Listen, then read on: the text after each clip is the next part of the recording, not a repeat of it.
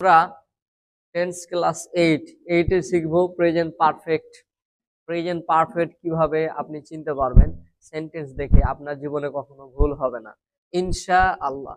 আপনি খালি একটা জিনিস মনে রাখবেন, হ্যাভ অথবা হ্যাজ কার্যকারী ভার্ব হিসাবে হ্যাভ অথবা হ্যাজ থাকবে, প্লাস V3 থাকবে।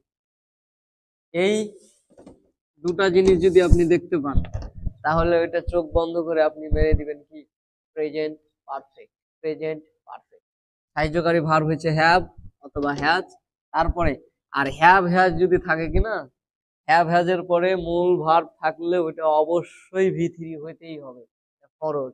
হ্যাভ হ্যাজ এর পরে মূল ভার্ব থাকলে অবশ্যই কি, ভার্ব থাকলে অবশ্যই V3 হইতে হবে। যদি V3 না থাকে তাহলে ওটা ভুল দেওয়া আছে, এটা আপনি মনে রাখবেন। কারণ হ্যাভ বসে কোথায় আর হ্যাজ বসে কোথায় এটা তো জানি, হি হ্যাজ, ঠিক আছে। তারপরে উসমান হ্যাজ, তারপরে শি, ঠিক আছে, হ্যাজ।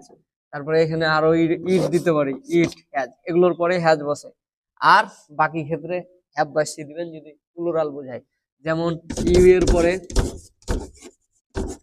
হ্যাভ বসে, তারপরে দে এর পরে হ্যাভ বসে, তারপরে আপনার দে গেল, উই এর পরে উই, এটা কিন্তু প্লুরাল, এগুলা এটাও প্লুরাল, ইউও প্লুরাল বুঝায়, তুমি আবার তোমরাও বুঝায়, এগুলোর পরে হ্যাভ বসে।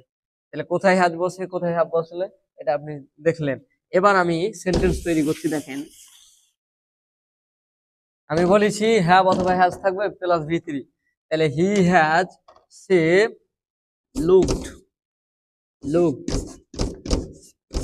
লুকড, হ্যাঁ, সে মি।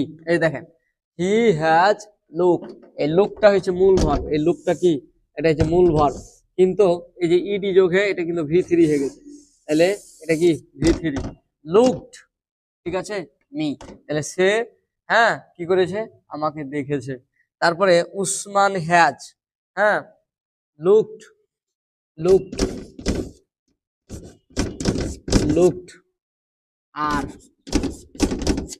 ওসমান কি করেছে, তাকে দেখেছে। তাহলে দেখেন এই যে হ্যাজ বসলো, সাবজেক্ট বসবে, এখানে সাবজেক্ট দিতে পারেন, হ্যাঁ সাবজেক্ট তো প্রথমেই থাকে, তো সাবজেক্ট, তারপরে সাহায্যকারী ভার্ব হ্যাজ, তারপরে এটা কি ভার্ব, ভার্বের সাথে আবার কি V3, হ্যাঁ, আর এটা হচ্ছে অবজেক্ট, এটা আমরা বুঝতে পারছি। তো এরকম ভাবে আপনারা প্রেজেন্ট পারফেক্ট